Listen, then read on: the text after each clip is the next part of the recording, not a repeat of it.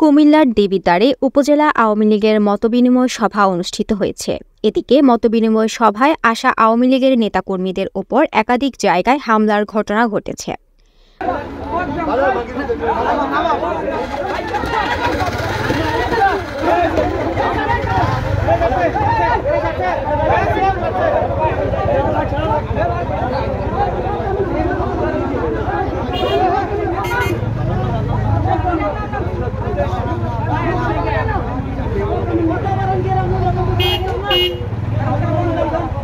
মঙ্গলবার ৩০ এপ্রিল দুপুরে উপজেলার বনকুট এলাকায় এ মতবিনিময় সভা অনুষ্ঠিত হয়। এর আগে সকালে বিভিন্ন এলাকায় হামলার ঘটনা ঘটেছে।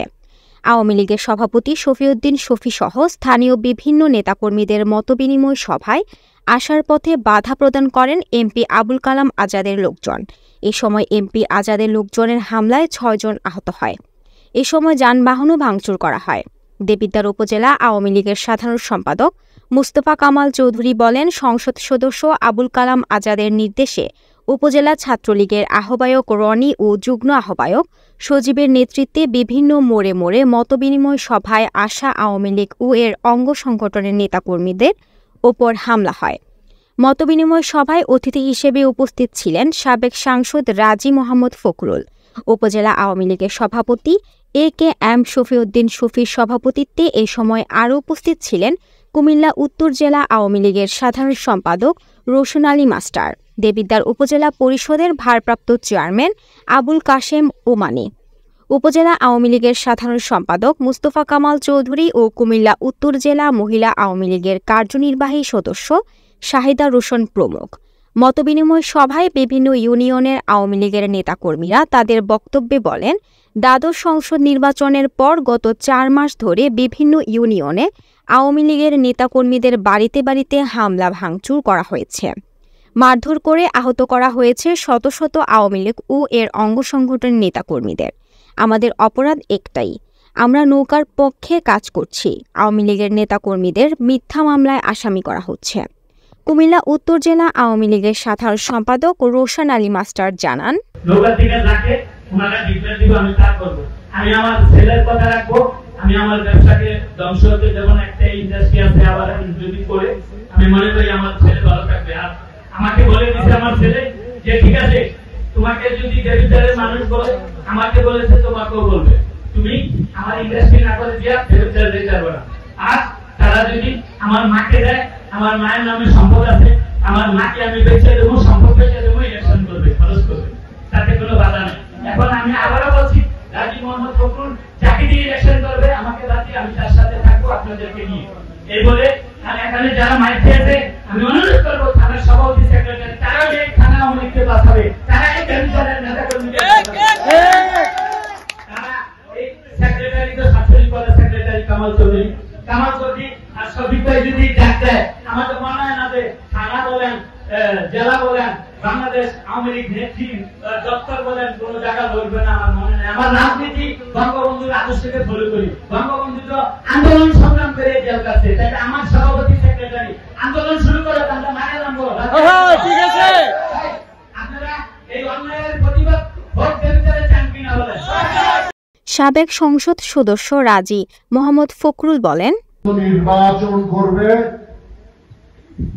আমি সবার জন্য উন্মুক্ত করে দিয়েছি, কিন্তু আবার দলের সাধারণ সম্পাদকের মাধ্যমে উনি জানিয়েছেন যে কোন সংসদ সদস্য বা তার মন্ত্রী সন্তান আত্মীয় স্বজন কাউকে কোনো প্রার্থী করা যাবে না। কথা কি ঠিক? যদি এখন আমরা এখানে প্রার্থিতা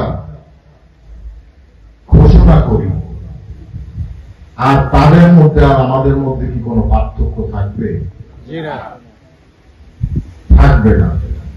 আমরা দেবিদ্বারের মাটিতে এসে আলোচনা সভা করেছি, আর অন্য জায়গায় দেবিদ্বারের বাইরের মাটিতে গিয়ে দেবিদ্বারের জনপ্রতিনিধি এক প্যানেল ঘোষণা করা হয়। এটা দুঃখজনক। বলা হয়েছে যে সাবেক এমপির বাসায় কেন মিটিং করা হয়েছে? আপনারা তো ক্ষমতায় থেকে যদি এতই ভয় থাকে তাহলে ক্ষমতার থেকে সরে যান।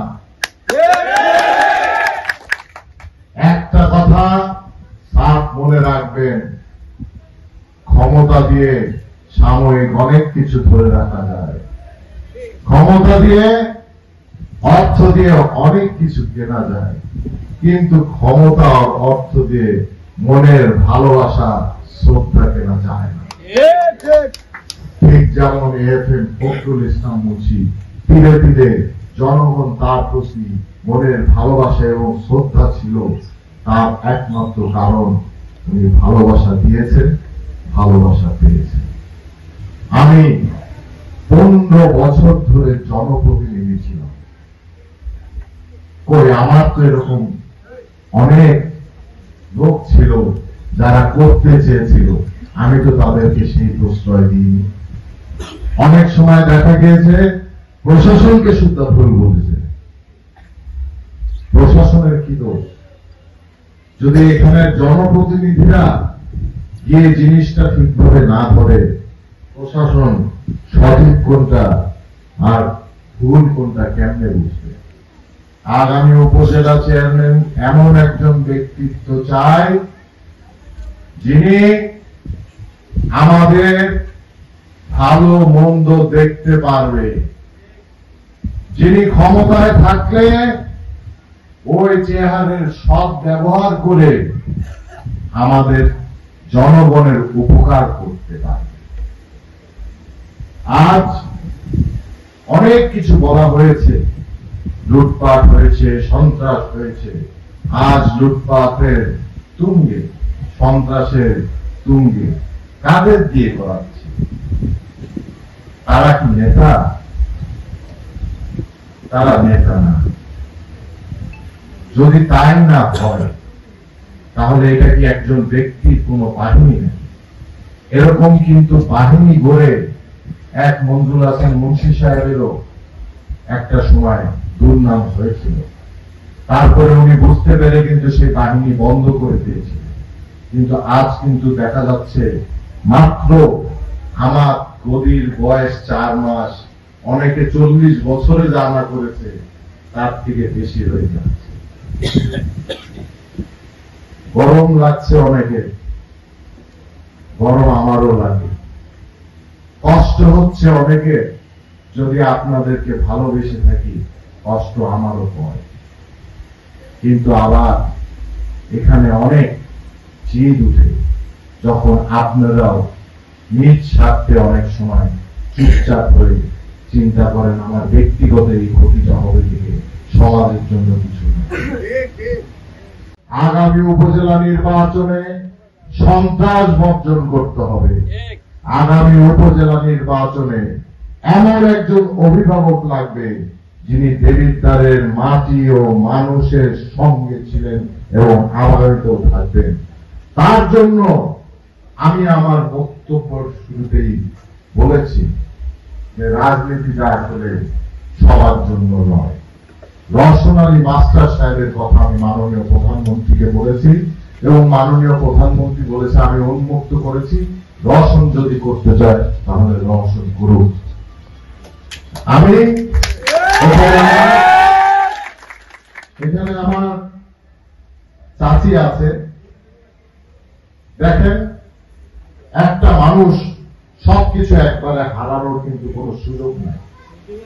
উনি রাজনীতি করবে, সংসার ঠিকভাবে করতে পারবে না, ব্যবসা ঠিকভাবে করতে পারবে না, এটা হতে পারে না। এর জন্য আমি এখানে ঘোষণা দেওয়ার কোন এখতিয়ার আমার নেই। মাননীয় প্রধানমন্ত্রীর নির্দেশ।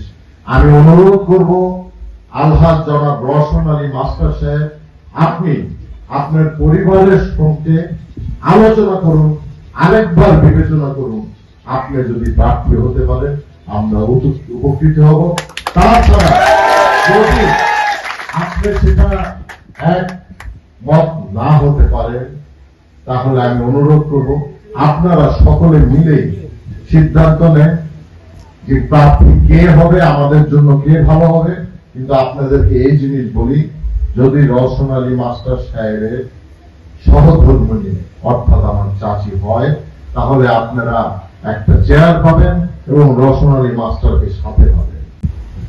আমি কোনোভাবে এগিয়ে দিয়েছি, তাকে যদি আপনি পিছু টানতে চান, সেই জায়গাটা কিন্তু ছোট করছেন, তাকে ছোট করছেন না, বরঞ্চ তাকে আরো বড় করছেন।